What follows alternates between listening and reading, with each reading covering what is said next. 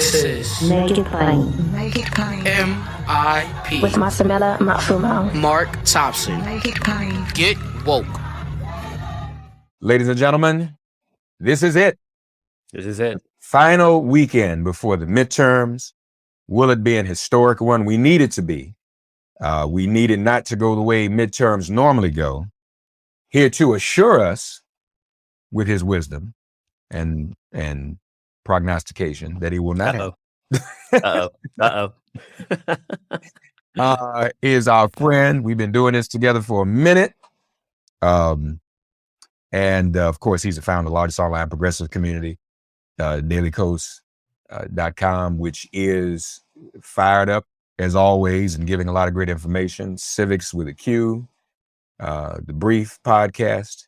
Marcos Melitsas. Hey, buddy, what it look like? Oh my God. It's coming down to the wire. So from the start, just let me say dailycoast.com/GOTV. Get out the vote. dailycoast.com/GOTV. We have partnered with some of the greatest organizations all across the country. So you can pick what state you want to work in. If you want to do phone calls, if you want to knock on doors, if you want to do election protection, if you want to give people a ride to the polls. I mean, whatever you want, it's there. So everybody has to do something for GOTV. So dailycoast.com/GOTV. That sounds for get out the vote. Or call people. You know people. Let them know how important it is to vote. And just that may be the single greatest thing you can do for GOTV is find 10 people that maybe we're not going to vote and make sure that they vote. But we all can't be sitting around looking at polls, taking this weekend off, taking it easy. This is not that weekend. This is it. Yeah, this is it. Anything that stands out to you as we go into the weekend that, either concerns you or encourages you? I will just say that the media coverage of this election may be the worst coverage I have seen ever. And that includes Hillary Clinton's emails. It is bordering on journalistic malpractice. There's a narrative that Democrats are going to lose, and nothing will shake them from that narrative. And Mark, you may have seen that New York Times poll story. They polled 4 battleground House districts. And in 3 of them, the Democrats were ahead. One of them significantly. The other one was tied. And these are the battleground districts. The headline said, New York Times, Siena polls of 4 battleground districts show that Democrats are headed towards historic losses as they face uphill challenges from the economy, inflation, et cetera, et cetera. They wrote that story. The polls came back, completely invalidated the premise of that story, and they didn't care. They just wrote the story that they wanted. 3-4 days later, they pulled 4 Senate races, 4 battleground Senate races. Democrats ahead in every single one of them. In one of them, they had Warnock up 6, I believe, and they said that the race is tightening. And then in another one, they had I think Fetterman up 6, and they were talking about how this tight race. But you could look at Iowa. Polls show it within 2 points. Nobody's talking about Iowa being a harbinger of anything. So even when the Democrats are ahead, they're losing. Yeah. That was in New York Times twice this week, and that is the narrative. And I'm not saying that Democrats are not going to lose. I'm saying people are writing a story when the evidence does not suggest that story. We have had 6 special elections since the Dobbs decision was leaked. Democrats have outperformed Joe Biden's 2020 numbers by an average of 6 points. That's not polls. That is actual elections. We have record voter registration, including under 25s. We have polls that show that the race is tight, that it is at worst tied. At best, Democrats have a slight lead. And yet they cannot escape this narrative that Democrats are losing. So one of the ways they excuse it is they're saying, well, Democrats are playing defense. So therefore it means that they're worried. So just Democrats need 217 seats to hold the House. Joe Biden won 222 of those House seats. Playing defense on all those seats gets us to victory. We do not have to play offense. And in fact, it makes smart. It seems pretty smart that you're going to focus on those seats that are going to decide whether we win or lose. I mean, what does it matter if we win, a couple of seats that we didn't have before, if we lose the House? So all in all, it's just been absolutely abysmal. And the only polls that show this thing shifting in the Republican direction are Republican polls. And when I say Republican polls, I'm not talking reputable Republican polls. There's one in the 538 average right now. It was a Wisconsin poll that was posted a couple of days ago. The pollster is 2 high school kids in Virginia. They've never polled before. There's no history. There's no crosstabs. There's no evidence that they actually made any phone calls.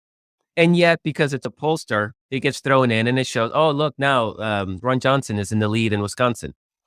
Wisconsin's a 50-50 state. It's going to be 50-50. Somebody's going to win it, and they're going to win it by about 3,000 votes. And so if you ask what's going on, it's freaking tight. It's tight in North Carolina. It's in the Senate. It's tight in Pennsylvania. It's tight in Wisconsin. It's tight in Georgia. It's tight in Arizona. It's tight in Nevada. Whoever wins, it's not we may tally the margin of victory in all those states, and be about 10 to 20,000 votes total. I mean, this whole election hinges on these 50-50 seats. So when I say call people, tell them to vote, that might literally make the difference between winning and losing some of these incredibly tight races. So that's where we are. There's no wave. There's no sign of a wave. I'm not saying a wave won't materialize. I'm saying there's no evidence right now of one, and plenty of evidence that argues to the contrary. So it's frustrating watching this media narrative. Oh, we're going to lose. Democrats are headed for this or that. And when you look at the fundraising, you look at the polling, you look at actual special election results, there's not much voter registration, early voter turnout. All of those things point to a very competitive race, not a winning race. This is why everybody has to give it their all in these last few days before Tuesday and on Tuesday. Nothing's guaranteed, but there's no blowout loss in any of the markers that would indicate that one was happening. What is up with the national media? Why are they doing that? Oh my God, that's a good freaking question. It's not supposed to be liberal media. We know it isn't. But what does that really get them that many consumers to watch by? Well, I guess they have to try to make it look like a close race, but it's close without. It's close. Yeah. Right. You don't have to make up a fake narrative to make something out of nothing. I don't know. Maybe they think a divided Congress will make for better ratings. I mean, news media consumption, including at Daily Kos, is down. And if Republicans take over, our numbers at Daily Kos will ironically go up. It will be good for business for Republicans to win. But hell with that. Like, no freaking way. Like, I don't want that. That's almost, Donald Trump was great for business, right? So right. Media consumption, media viewership, readership is down about 30% across the board. That's everybody. Donald Trump was good for business. So I'm not saying that these writers are shaping things to help their corporate overlords. I actually don't believe that. But I think there's a desire for sort of this like drama, this drama. And again, it already exists. I mean, the race is freaking tight. Nobody's arguing that Georgia, that Raphael Warnock is running away with it in Georgia. It is tight. So why create this fictional narrative? And I think a lot of it is there's history. So if you look at history, the history says the party out of power gains in the midterm, right? So maybe it's a sense, back in the day, they said nobody ever got fired for buying IBM. I mean, this might be nobody ever got fired. Like if you go out on a limb and if you say, yeah, this thing's competitive, and then it turns out into a Republican route, then they look foolish. But if Democrats outperform, then they can have all these stories about what a surprise, what happened, what are the factors, and then they don't feel like they look foolish. But again, the evidence, all the markers, and Mark, I don't have a history of sugarcoating this stuff, right? Back in 2010, we saw that Democrats were going to get blown out of the water, and we talked about it for about a year on the show, right? So this is not me full of hopium or sugarcoating things or any of that stuff. I mean, the evidence just isn't there. And in fact, there's a lot of evidence to the contrary. And Mark, if it wasn't for the fact that it was a midterm election, I would actually be saying like, yeah, we're going to win this thing. So even I'm cognizant of history. I'm cognizant of the dynamics. I'm cognizant that Joe Biden isn't particularly popular and that gas prices are high and that inflation is taking a bite out of people's real income. So I understand those things are there and that they are headwinds for sure. Yeah. But then I could point to Dobbs. I can point to early turnout, which shows that Democrats are dramatically overperforming their 2018 and matching 2020 numbers in most states. I can point to voter registration. I can see activism with younger voters. I can see the special election results. I can see the polling. And I can say, okay, there's a lot of factors that suggest that this thing it's not a wave election at best. And there is a real chance, there's a real path towards Democrats, not just holding the House, but gaining the 2 seats that they need in the Senate in order to have a real Senate majority. But it's going to be tight. I'm telling you, it's going to be thousands of votes total in the Senate. In the House, it might be hundreds. So everybody needs to this is an all hands on deck moment. Everybody needs to take action in order to maximize chances to victory. And if there's nothing happening in your backyard, I keep saying, like if you live in Chicago, Northern Illinois, get your butt up to Wisconsin, right? If you live in Delaware, not much happened in there, go out to Philadelphia. Same with New York and New Jersey, right? There are races that are going to decide who controls the House and the Senate. And some of them are in your backyard. Some of them are just across state lines or across congressional boundary lines. Everybody is near a competitive race. And if you're not, which everybody is, but let's say, no, you're not going to cross lines. You can make phone calls. There's things you can do from home as well to help out Democrats. So everybody has to take action because this thing is going to be close. As you mentioned 2010, we did do that. We were very clear about it, but that also gives me PTSD because that wasn't the only thing. We had a White House press secretary in Robert Gibbs who announced they were going to lose. And said, it was almost like they just gave up, but we're going to lose. We always lose. We're going to lose. I remember we almost stroked out on air about that. That was part of what we talked about. So yeah, that was, so yeah, that did happen. How fearful should we be that this media narrative is going to suppress our side's vote and discourage our side's vote? Yeah, I mean, I hope not.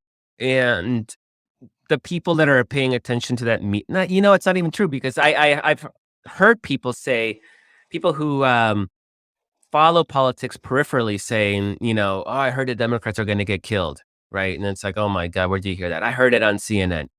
And so, yeah, I think it has a real potential to suppress. I hope not. I hope people are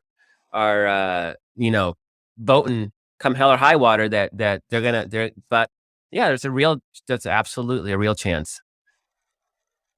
Just like the New York Times suppressed or, helped Donald Trump win by obsessing about her emails and the Comey investigation 4 days before the election, the stuff matters. Yeah. Yeah. So folks, this is why we invite you to get involved. Don't give up. Don't be discouraged. It is not over yet. This is critical and so much hangs in the balance. You said the 2 pickups potentially in the Senate. So what are we thinking? Those pickups will be, give us a prediction. Where will those 2 pickups? I mean, I can't, I'm hopeful we're going to win Pennsylvania. The numbers look pretty good. It's tightened, but it's tightened because people who, Republicans who hated Oz, are coming home, and we knew they were gonna come home. So it's Pennsylvania. It's a battleground state, but it looks like Fetterman is holding that narrow lead. The debate didn't affect them, so nobody's shown any shift in numbers since the debate because nobody pays attention to the debates anyway, right? I mean, like we should know by now, unless it's a presidential, and even then, it really doesn't matter. And the second seat, I mean, we got to hold Nevada. Nevada looks scary. Nevada looks scary. So we got to hold Nevada. And Arizona looking a little better, but we got to hold Arizona. Georgia's looking not horrible. I'm hopeful we're going to hold those. So that I'm going to predict that we hold all our incumbents, but some of these are going to be very, very, very close. And so then we need to pick up, that Pennsylvania Fetterman's our best chance to pick up a seat. And then the Wisconsin and the North Carolina races are essentially tied right now. And so one of the two, I think Wisconsin looks a little better, but Wisconsin is Wisconsin, right? I mean, we've seen that the last two presidential cycles where 10,000 votes separates winner and a loser, and it's going to be like that. It's going to be tight. So that's why I'm saying anybody in Illinois, get your butt up to Wisconsin, get your butt up to Milwaukee, and help get out the vote. And then there's the reach states. You have Iowa, which everybody's sleeping on, but Ann Seltzer, who is the best pollster in the business, she only polls Iowa, so that helps. And Iowa's all white people, so that also helps, right? It's easy to poll when everybody's a high turnout demographic. And she had the race, I believe it was 46-44. It was 2 or 3 point difference. And so that's definitely within the realm of turnout and get out the vote. So Iowa's a big, big, big deal. We can sneak that one out because nobody's expecting that one. That's Grassley, Chuck Grassley, who's been in the Senate since around Reconstruction. So he's finally has a serious challenge. And then Ohio is still in play. And last I've seen, it's probably like a 47-47 race. And the challenge is that Ohio's an 8+8 Republican state. So a lot of the undecided undecided are probably Republican leaning. And in a normal cycle, I would say they're gonna swing to JD Vance. We're not gonna win it. It's not a normal cycle. We don't know what a lot of these suburban white women are gonna do. They're very swingy. So we have a chance, but I would say those are reach states along with Florida. Florida, Ohio, and Iowa are reach states. And if we win those, we probably have swept the other states. We probably picked up, North Carolina and Wisconsin, and then we're headed for like a really good night in the Senate. So the House, man, I'm hopeful. We just got to hold the Biden seats. That's all we got to do. We got to hold the Biden seats. Voter suppression. Have you had an opportunity to think about or look at what impact that might have? I mean, that's another thing that's not covered as much anymore, but we know it's still out there. Yeah. Obviously it's a concern. I mean, obviously, I will say that on a first year of voter suppression, usually it actually increases turnout with the targeted demographics. There's a sense of like, F you, you're going to try to keep me from voting. I'm going to have to work harder, but I'm going to turn out and vote. Voter suppression becomes more of a problem when it's been around for a few cycles, and it just sort of becomes baked into the system, and people get tired of working extra to overcome those new restrictions. So I haven't seen, if you look at the early votes right now in almost all states, Nevada was lagging, but there was a late update yesterday, and Nevada's now on pace to have a good early vote turnout for Democrats. Early vote looks great.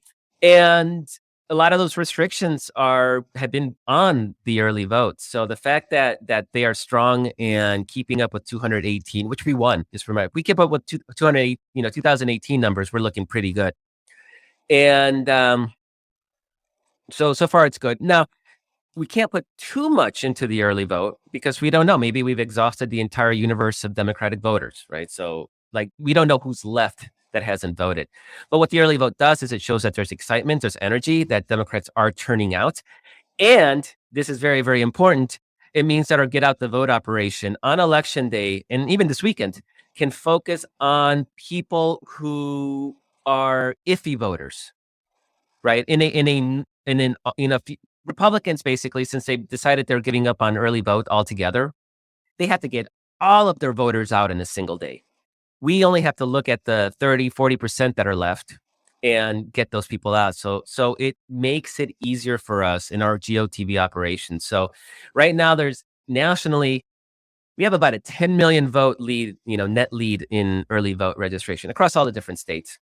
So it just shows you that Democrats are far more likely to vote early. And it also means that our GOTV operation has a net 10 million fewer voters to reach on election day to get them out and vote. Again, folks, dailykos.com/GOTV. Lastly, your thoughts, your reaction to the attack on Nancy Pelosi's home and her husband.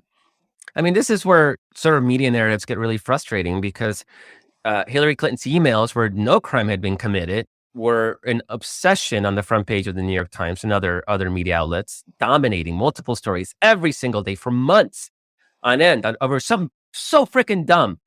And here you have an assassination attempt against a person that is third in line against the presidency, and it got tiny little headline in the bottom of A1 for one day, and then it sort of disappeared. Like it's no big deal. And I just don't understand how the New York Times, who's making these editorial decisions, why they think that Hillary's emails were like the most important story since who knows when, and then you have an actual assassination attempt against Nancy Pelosi, the Speaker of the House, and they just don't think it's a big deal. So there's going to be a reckoning. This is, if we win, there will be violence. These people have convinced themselves, just like in Brazil right now, where Bolsonaro's supporters are demanding that the military stage a coup to keep Bolsonaro in office. I mean, you're going to have more of this violence unless the media starts treating these people like domestic terrorists. I don't understand why they're so afraid. I don't get it. But that's what they are. They are terrorists. And we have an epidemic of domestic terrorism. And I don't know what it's going to take for them to start realizing that this is serious and needs to be covered seriously, the way they covered Islamic terrorism during the, quote, war on terror. You're right. They never have covered this the same way. And that's part of the problem. And it should be. That's the thing that's very, very dangerous about all of this. Folks, here's the bottom line. This is it. This is it. I don't know what you got going on this weekend. dailykos.com/GOTV. We need to help ourselves. We will regret it if we don't, because the stakes are high. Look, there's going to be violence if they lose. There's going to be violence if they win, frankly, Marcos. It still won't be enough because this is what they're fomenting. So, folks, let's try to get this done. Let's hold the Senate seats we have, get those pickups. Let's defend the House, get a pickup or two if we can. This is important right here, right now. Please, man, please, sir. And, I know many people here in my audience, I mean, there's no question many of you have voted and are voting. But can you spend a little time over the next few days helping to get the vote out? Can you get 5 of your friends? The youth vote. The youth vote will be determinative. Do you have friends that have 18-year-olds that, maybe just registered to vote and they're 18 years old. So their frontal lobe is not fully developed. Maybe they need that extra push to go out and vote. Like, find out who those people are. And if you know some people in those battleground states, even better. Any state that has a Secretary of State on the ballot, because the Republicans running in those races are all election deniers, and they're all going to try to steal the election in 2024.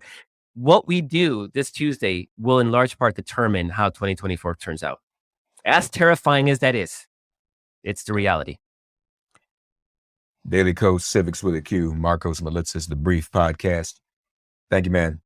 Have a great week. So much. Next time we'll talk. We'll know where we stand, won't we? Real goodness. Oh, boy. Yeah, we Real will. Goodness.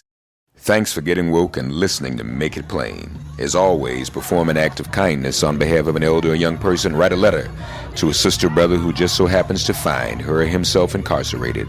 Offer libations to the ancestors upon whose sturdy shoulders we all now stand. And above all, give thanks to the God of your understanding by whatever name you call her and him. All God asks of us is that we give each other love. Thanks for giving MIP love. And please remember to subscribe and give us a 5-star rating. If all hearts and minds are clear, it has been made plain.